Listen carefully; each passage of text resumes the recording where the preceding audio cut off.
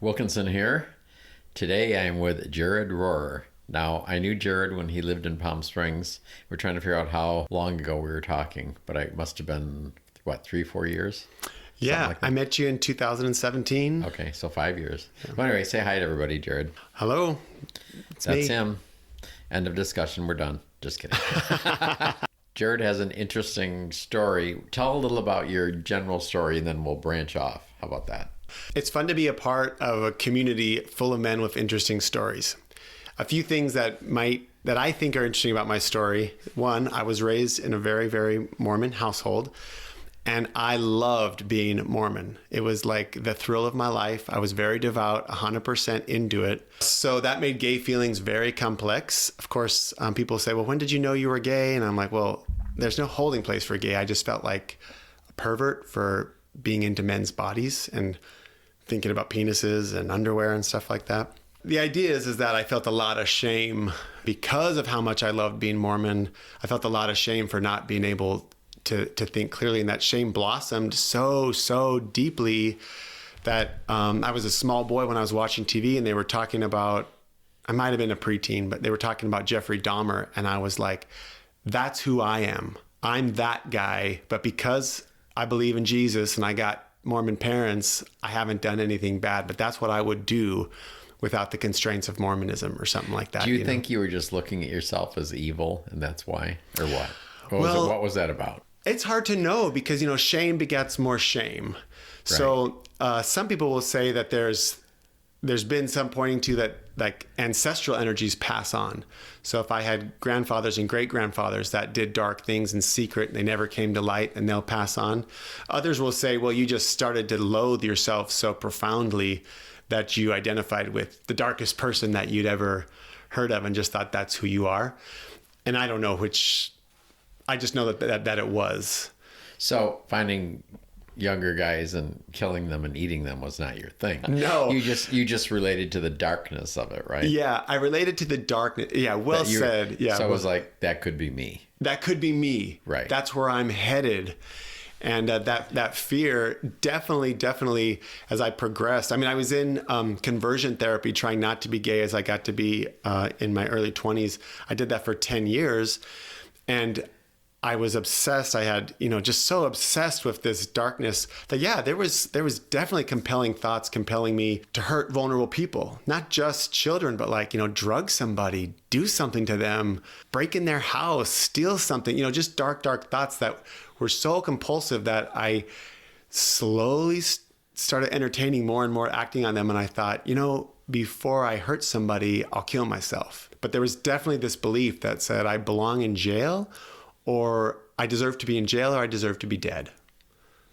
So you felt like you couldn't control yourself. Yeah, it was getting to that. It was getting to that point. For 10 years, I was in conversion therapy, and for 10 years, I exhausted all the resources Mormon Church had to offer. And it's interesting. I finally landed in a Sexaholics Anonymous 12-step group that was like custom designed by the universe for me. And in that group, I can't recommend 12-step groups like wholeheartedly, because some of them are really dysfunctional and they have some beliefs I don't agree with today. But at this point in time, this was a perfect stage for me to start to expose the depth of my shame to men who were straight, who identified as being straight. And as I began to do that, because I knew I was going to go to jail or I was going to die before one of those things happened, I might as well take the bold step of letting someone see the real me.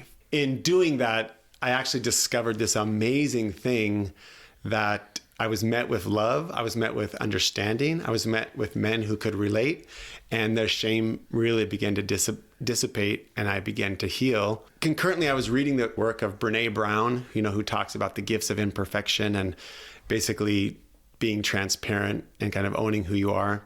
So I used the 12-step group as a chance to really own who I was, and to my dismay, the darkness and I was compulsively addicted to food and sexual type behaviors, and they just began to dissipate. And the void inside of me started to kind of, I'd say, fill up, The fear and the anxiety and the self-loathing all started to shift, but I had a lot of momentum towards. And how old were you when you were in the 12-step?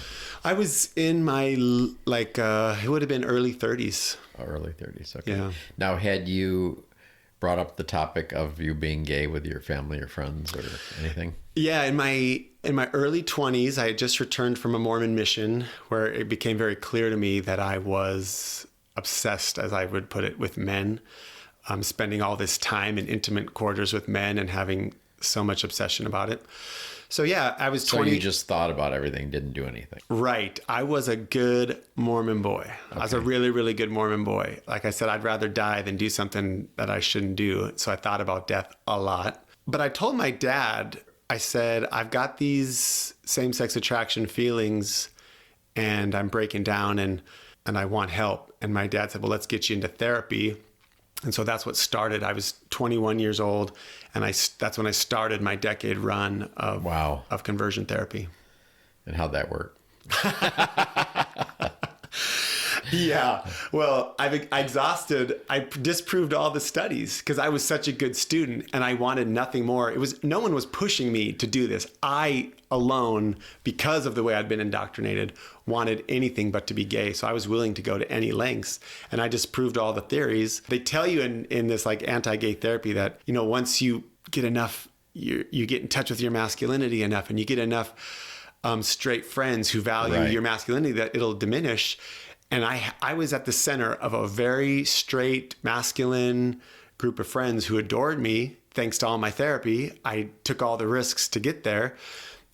And so I was kind of living pretty authentically I was doing interior design work, and I had all these straight friends, but I was still gay as ever. I was more gay than ever. I wanted more closeness and was having more gay thoughts. So it was like, this is not working. So you kind of fouled up their curriculum, huh? Yes. Yeah. Just I was a rock star. I had stopped all compulsive behavior. I had kind of gone through all the steps in a fascinating way with Mormonism that you really can only appreciate if you were Mormon. But in the end, I was like, I was in the bishopric. If I got any Mormon leaders out there, listeners out there, but the bishop, what? The bishopric, they call it. But I was assistant to the bishop, and I was basically helping to lead this congregation as a very morally straight gay man, So I was very high profile, very well liked, very influential. But this voice told me, you need to get out. My inner voice, which I had ignored most of my life. But it just, the pain and the pain and the pain, I thought, I'm going to listen to that voice, even if it kills me, which I thought it might.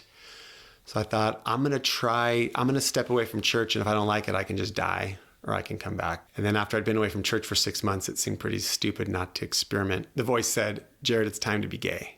Go, try it out. If you don't like it, you'll know, but you got to go. And so, of course, it was the most natural thing on the planet, and helped at a much deeper level to dissipate. Actually, owning my sexuality was the thing that really, really started to dissipate the darkness that had haunted me my whole life and dissipate the shame. So it wasn't just bringing my dark things to light. It was that I had to be who I was. I had to step into joy to really displace that darkness. So when did you come to Palm Springs? Well, that I came out to everyone in my small community in Eastern Washington, and wait, so you were in Utah before, right? Well, I grew up in New Mexico, but I was in Washington, Eastern Washington, while all this was happening. Oh, Mormon, really? But not a Utah Mormon. Where in Eastern Washington? It's called the Tri-Cities. Oh yeah, I know that. Yeah, well, I'm from Seattle. Yeah, you're from Seattle, so you know. Okay. Yeah, very conservative. Anyway, I came out to everyone in Tri-Cities because I wanted to be bold and brave and not run away like a scared person. I wanted to really own my story. But after a year of that, it became clear to me that voice said it's time to move. I got up and moved and was kind of on the road a bit, trying to find my place, spent a year in the Bay Area. But that voice was constantly pushing me until I'd heard someone mention this place called Palm Springs. I drove in one hot July evening, and I lit up like I had never lit up. And I thought, I am moving to Palm Springs. Really? I just knew it. You came during the heat. And I love the heat. I love a hot summer night. I drove in on a hot summer night. It was the thing I was craving. And I thought, this place is... I didn't even know Palm Springs was a gay mecca. I didn't even know that at the time. I just knew that it was hot and that it felt right. And I was into listening to this inner voice. So I thought, I'm moving here. And by September, I had a job as a personal assistant and had secured a place to rent. And I was a Palm Springs resident. Wow. And what year was that? That was at the September of 2016. Okay, so you came here right about when I bought my house here. Okay. Yeah. We met early on. We were both new residents to Palm Springs. So then what? Well, I began to meet interesting people that really changed the way I saw the world. One of them is our mutual friend, Mark Hollenstein. He opened my eyes a lot. I didn't actually pay him for coaching, but we started working together, and our work together influenced me heavily. And I met a man, Gary Stewart, who ran Family Constellation Healing, which shifted my perspective of the world. But honestly, it was my time with Mark that taught me that I could be whoever I wanted to be, really empowered me to say, what kind of gay man do I want to be? Right. So I experimented. I thought, well, I got to find out what kind of sex I like and what kind of fetishes I'm into. So I started doing a bunch of things that didn't feel right. That's the bottom line. And I kept thinking, well, it's your Mormon shame. Just push through, push through. In time, though, I realized it's not just my Mormon shame. I'm kind of sensitive to the energy around sex, and I just need to honor that. Like, that's who I am. Right. So I started realizing that. I just started paying attention, logging what energizes me and what depletes me. And so by the time I gathered enough information, I realized that I am not somebody energetically who can be penetrated by a bunch of men and feel good, because I get so close to their energy, I lose touch with who I am, and it feels exhausting. I'm very sex positive. I love men to do whatever feels right to them. I love the playful energy that I was finding in Palm Springs around sex. I just had to be honest with myself, what was working for me and what wasn't. And yet I felt this, like, I call it my inner slut. Like, my inner slut just wanted to be set free. And there were so many men that I wanted to experience on a deeper level than a handshake or a hug. And so I just asked myself, what is it that you're wanting? And I thought, I want to touch. And with some men, I want that to be naked touch. And with other men, I want that to be clothed touch. And where can I find these things? Well, I'm an avid partner dancer. So I thought, well, when I'm country dancing at the gay bar, or I'm Latin dancing at the casino, I thought, I'm just going to invite my partners to be sexier with me so that I can start to fulfill the thing I'm wanting. And I started asking men. I thought, I want to keep, like, quote unquote hooking up, but I thought I need to shake up the expectations. So I thought, I'm going to invite men to have what I call, like, a touch experiment. And they would be like, what is that? You know, I want to get with you, but here's the boundaries. There'll be no sex, and in some cases, no kissing. So, and they're like, well, then what are we even going to do? And I said, well, I'd like you to find out. If you're in, I'm in, you know? So then I could work my magic, which was touch, sensual touch, which was energetic, which was all the things I was learning about how to feel my energy and aura and kind of send that into another person. And many times men would say, I've never experienced anything like that. Like, that was so delicious. Many times we would both orgasm, but I was just feeling so empowered to get what I wanted without getting what I didn't want. Right. Or giving up what you didn't want to give up. Yeah. Protecting my energy. Right. It just was, I felt like I could fly, and I was having more joy than I could contain. Which, that whole idea led you into something else. What was that? So, of course, this idea actually was our friend Mark, who said, you should become a professional cuddler. So I looked into it. I took a training, got certified with a company, and started offering a service to men that I may not necessarily pick up my own accord, but men who are craving something similar. And so I could set the boundaries. We could do an energetic exchange. They could pay me cash, and I could give them of my time and skills that I'd been honing so fervently. And so then I started to develop an identity in town as the hugger and the cuddler. And everywhere I went, men who were looking for touch could just basically line up one right after the other to have a moment with me, whether it was at the tea dance or at the country bar. The leather bars are one of my favorite places to go, because at the leather bars, there's less rules. And there's more, you could go a little further. Groping's appropriate between consenting adults. And so I could have these experiences with men where I could, get what I was wanting, offer what I was wanting to give, have an amazing energetic flow within my sexuality, and then be done. So I was just... And all the while with your clothes on. And all the while in most cases with my clothes on, or whenever it felt right, clothes off. It just was the right thing for me. At the bar, you can take your clothes off? Well, there's some fun bars in Palm Springs. Well, yeah. We won't go there.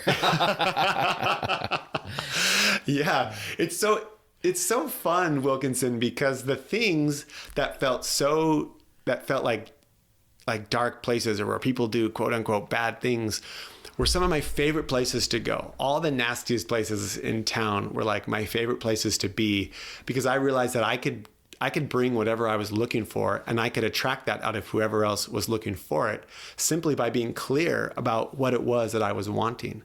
So I could go to these places, brightest, body-affirming cuddle sessions in the corner, touching men's lives, touching my own life, and leaving feeling so much love and so much connectedness in all the, sex clubs I could find. And I did that when I would visit other cities, I'd go to bathhouses, and now I had these skills around being comfortable saying no, being comfortable setting boundaries, being comfortable being specific about the kind of experience I was looking for, and letting the guys that wanted that find me, and just turning what might be like, a slimy place, quote unquote, turning it into a beautiful, beautiful experience. It made me feel so powerful and really shaped for me the beauty of sex and touch and affection. And instead, it's like now, instead of feeling bad and guilty about this like Jeffrey Dahmer pedophile energy that like haunted me as a kid, I see that I took this family legacy of stifling and suppression and dirtiness around sex, and I just transmuted it into something that was bright and beautiful and delicious, respecting and affirming and all this stuff. So I just feel so goddamn victorious in that way. I could have ended up in jail. Right. I could have ended up in a life of secrecy. One of my best friends molested his sons.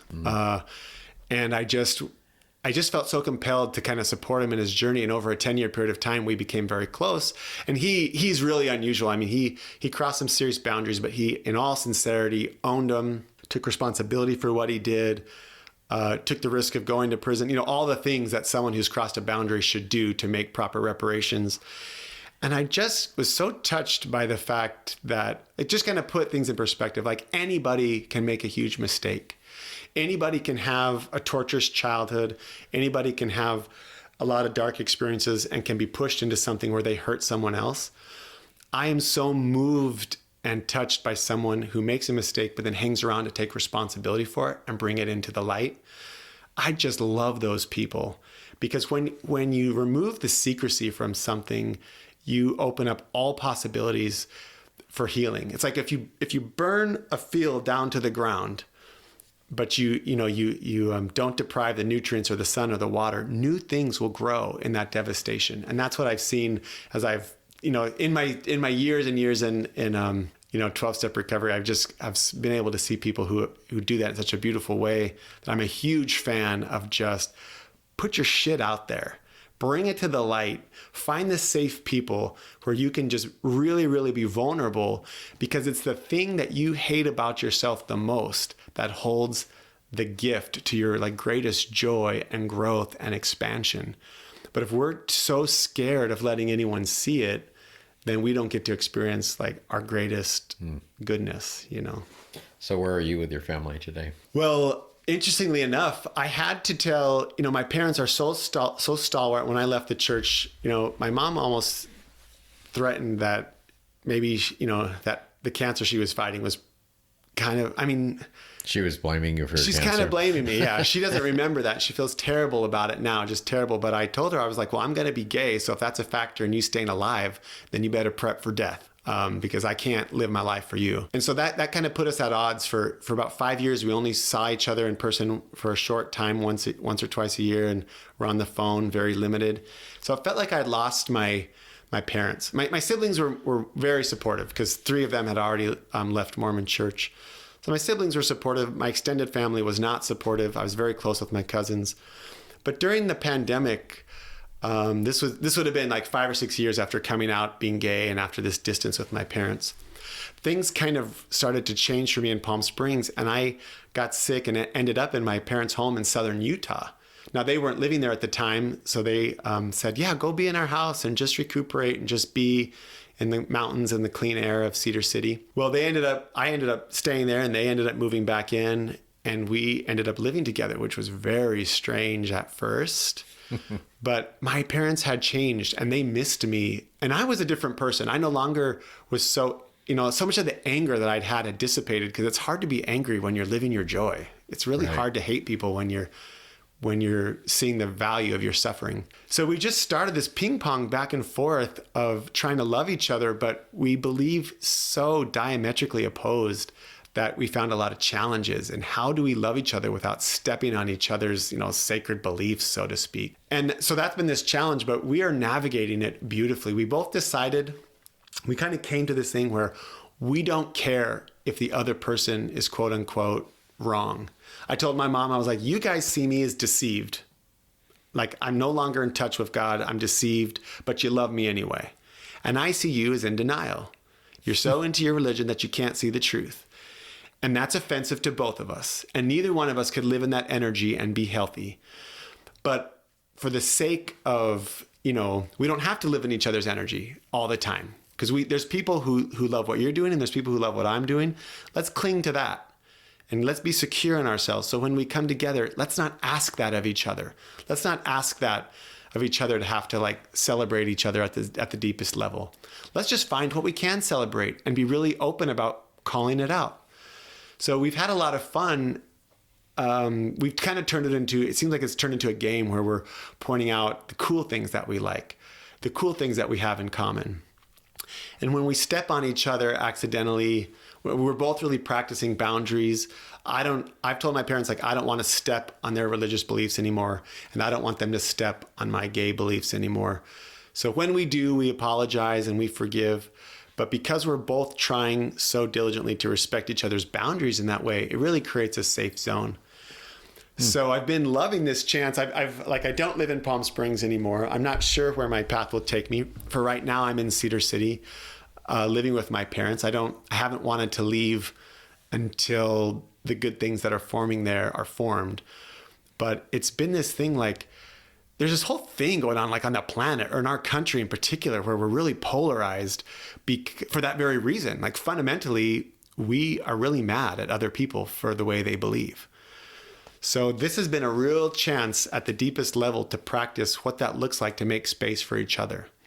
So I told my parents, I don't want violent consequences for what I believe, but I can surrender needing your celebration of me. But you have to surrender needing my celebration. I can't celebrate your Mormonness. I can't do it. But I can celebrate your creativity, and I can celebrate your cooking, and I can celebrate your generosity and your hospitality and your sense of humor. And I can revel in all the gifts that you've given me as my parents. Doesn't that feel good? Well, goddamn, yeah, it does. My parents love the gratitude.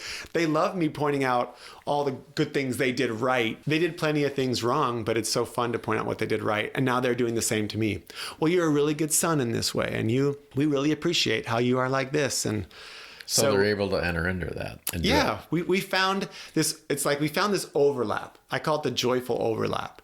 But it's taught me that that's possible. So when I meet someone who's diametrically opposed to me, I think as long as I don't have to sacrifice, I've got strong boundaries. I'm not going to be anything other than me. So then I have to offer that. You can't be anything other than you either. And let's just see if there's any overlap. And if there's not, let's just give each other space. Let's stop talking to each other out of love. That's an act of love to tell somebody, I'm going to give you space so I don't trot on your sacred beliefs. To me, that's love. What else do you want to talk about? Oh, Wilkinson. You have a list there. I know. You came with notes. Is there anything that's popping out at you that you want to talk about? I definitely didn't want to be, boring or whatever. No, you're not boring, but I'm saying, is there anything on the list as you look at it that you want to touch on right now? Yeah. I wanted to talk about, I really like this cuddling thing that I did, because in my cuddling training, it really talked to me about how you need to ask for what you want. You got to get clear about what you want. And that's and just to be clear, this is not a sex thing. Right. It's actually non-sexual. It's non-sexual cuddling, period. Yeah, it's non-sexual. Yeah. Okay. So as a cuddle practitioner, you have to be clear about your boundaries, and you have to set that expectation of what you're wanting, and then you ask your clients to do the same. And it's really shaped and shifted my my social life, or just my life, in that that's something I really want to promote and do. And it's kind of changed everything, because when we get what we when we know what we want, we get it. That's kind of a thing. Like we get it. So I'd like to talk about that. And we'll talk about it. What? Well, I found myself, I would go back to Eastern Washington where I was an avid salsa dancer. And I'm a different, I go back there, but I'm not the same. I was a closeted homosexual when I left there. Right. And so now all my friends are trying to recalibrate to you're an open gay man. What does that mean? What does that mean? And so I'm kind of having fun. Are these Mormon friends mostly? Mostly they're not Mormon friends. My dance friends were not Mormon friends. All yeah. right. So they were instrumental in helping me to transition from one out of Mormon community because I had this fun salsa dance community. So when I go up there, I'm telling my lady friends, I'll say, I'd like to dance sexier with you. I want to have a sexy dance. And of course I'm gay, so they feel really safe about doing their thing. But when we're done, they'll say, I love that. I want more of that. And I said, well, then you need to ask for that because see, the dance community attracts a lot of respectful men who are never they're going to think that's disrespectful. So you need to say to them, this is what I'm wanting. Will you cooperate with me? And just be clear. It's just about the dance. Be clear that you're going to ignite their sexuality, but that there's no finish line. You're not going home with them. You're not you're not responsible for their orgasm. Let them know that up front so they make the decision. You need to be empowered as a woman to do that, to invite respectful men to enjoy your sexuality. So that's a conversation that I love to have with women, and I love to have it with gay men, whatever it is that you're wanting, because there's nothing wrong. How is it with straight men? Well, straight men, they get the shaft because straight men have done so much harm on the planet that we're kind of done with that like toxic masculinity of straight men taking what they want whenever they want it, at the expense of everyone. Granted, there's so many deliciously healthy, boundaried straight men that it's not fair to lump all straight men into some sort of toxic form. But straight men do have to be careful. When it comes to men and women, men have to be really careful about aggression and about their sexuality. When as men, when we get aroused, we become very focused. And so we need to be aware of that focus so that we're not pushing ourselves onto people who don't want that, Right.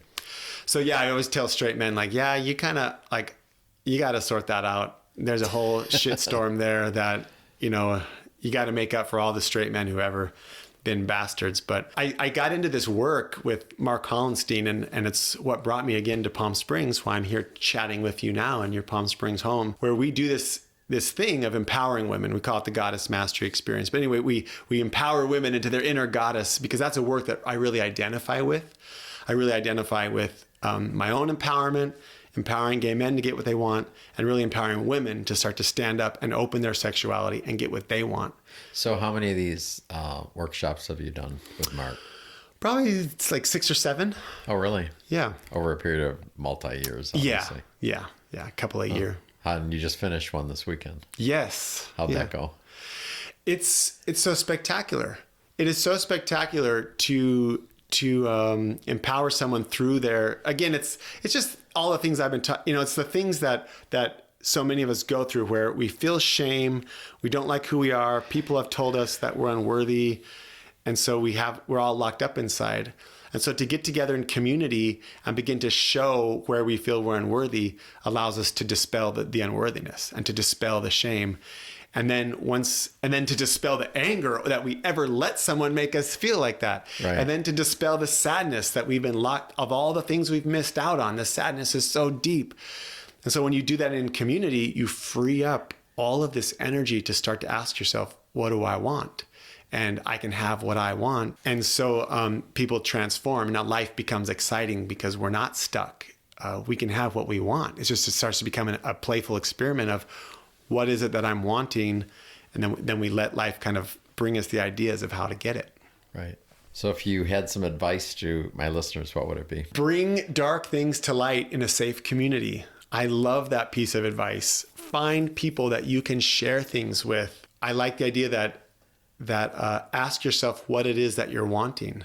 And if you're not getting it, it's probably just, anger and sadness that's keeping you from it. I like the conversation as what do you think, what do you want that you think you can't have? And why do you think you can't have it? So I guess I just am a huge fan. It's been everything to me to be able to step in after having this like devastating first 30 years of my life, where everything that I wanted was taken from me through my religious indoctrination, to take that and to step into this place where I ask myself, well, to know that I can have whatever I want, or at least I know that it's okay to want what I want. It's okay to want what I want. So once I know that, it really shifts everything. All right. Thanks for coming in. Hey, thanks, Wilkinson. It was a good chat. It's been a pleasure. We need to do it again. Absolutely. Okay.